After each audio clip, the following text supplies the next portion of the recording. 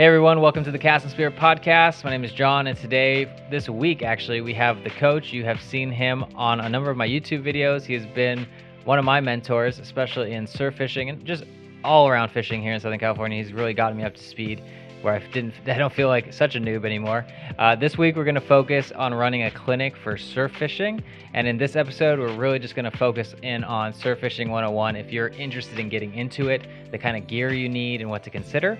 So, Coach, welcome to the show. My pleasure.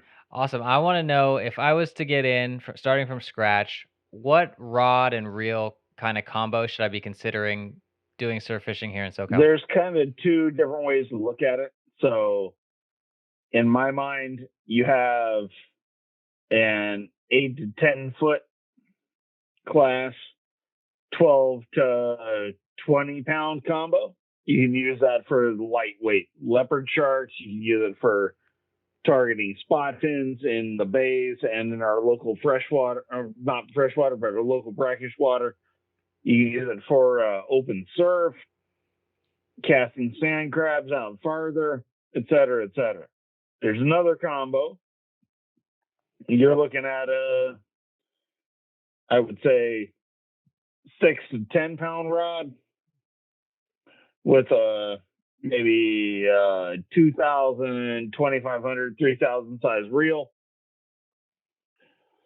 And you'll be using that for the lightweight inshore work, like for Corbina, yellowfin croaker. In the bays, you're talking about throwing ghost shrimp, stuff like that.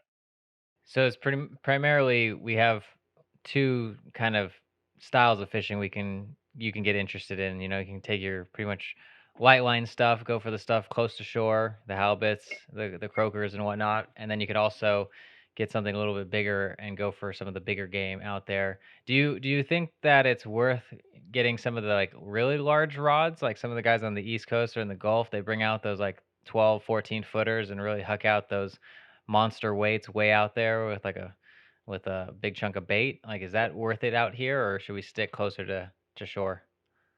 I mean, you can, but keep in mind that about 90% of your catch is going to be guitar fish, banded guitar fish, various types of rays, certain types of sharks. I mean, if you don't mind catching bat rays and all kinds of random stuff, it's no problem. Doing the old quote unquote 8 and weight, that's basically casting out an 8-ounce Sputnik with a couple of hooks above it. I mean, you can do that no problem, and you'll catch plenty of bat rays, pelagic rays, diamond rays, a guitar fish, the occasional leopard shark. Of course, if you're not using heavy leaders, you won't catch our local soup fins. But I mean, there's plenty of application for something like that, but you're going to be sitting around waiting a long time. That makes sense. And then once you have that, what kind of line do you recommend for most people getting started? Do you think that they should just stick to mono until they feel comfortable enough that they would go to braid, or they don't really need braid because they're not casting out super far? What's your thoughts on line? Well, I mean, braid will help you get some extra distance. And nobody denies that braid will get extra distance. It's all about what you're comfortable with. I like mono. I mean, the difference between a 90-yard cast and a 105-yard cast isn't that much to me. Maybe if I live back east or down south, where that extra 15 yards would make that much of a difference. I mean, maybe braid would be a make or break situation, but ultimately speaking, I find mono does 90% of what I needed to do. And it's definitely a lot cheaper. Yeah, as I've seen putting on $100 worth of braid on one of my spinning reels the other day. yeah, It's not cheap. you can put $100 of worth of braid on a spinning reel, but at the same time, that spinning reel for $20 could have been lined with mono for 30 years. So, I mean, it's all about what you want it for. I get that. If that extra 10, 12, 15% is super critical to you, Braid might be a way to go. In my mind, I mean, the difference between a 90-yard cast and an 80-yard cast isn't that big of a deal. Absolutely. So then when it comes to hooks, I've been kind of told, match the bait to the hook, not necessarily the fish. Like, what do you think hook wise? Should we all be using J hooks, circle hooks? Depends on the application. What's the good starter pack that somebody should have in their tackle box? I mean, if I were talking to a brand new rookie, I'd say just get a few J hooks.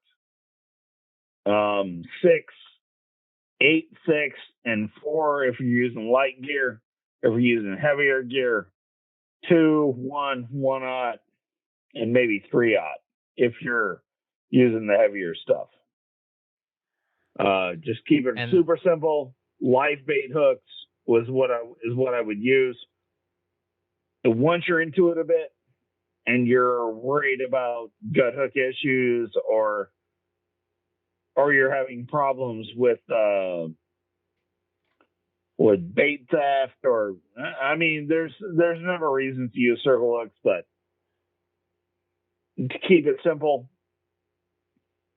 if you're setting rods up and you're waiting for the fish to hook themselves, it's a perfect scenario to use circle hooks.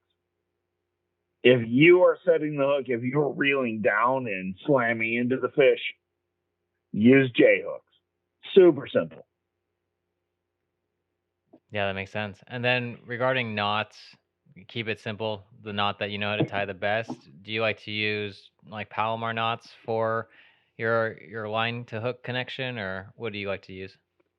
If I'm running straight mono, Palomar knot's hard to beat.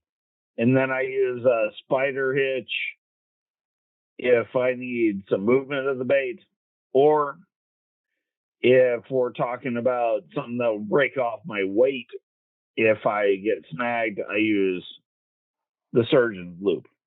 I use a 1 or 2 turn surgeon's loop. It'll break off. It'll let you get your fish back in, even if you're snagged by the weight. So there's some different stuff to consider there. And then when it does come to baits, what do you like to use general? Is it like there's one bait that works across the board like squid, or do you just go match the hatch, like what's around at the time? If the sand crabs are around, you use the sand crabs. What do you like to use for bait? I mean, I love using sand crabs when they're available here on the West Coast or on the Gulf. But in terms of bait you can go buy, shrimp is really hard to beat.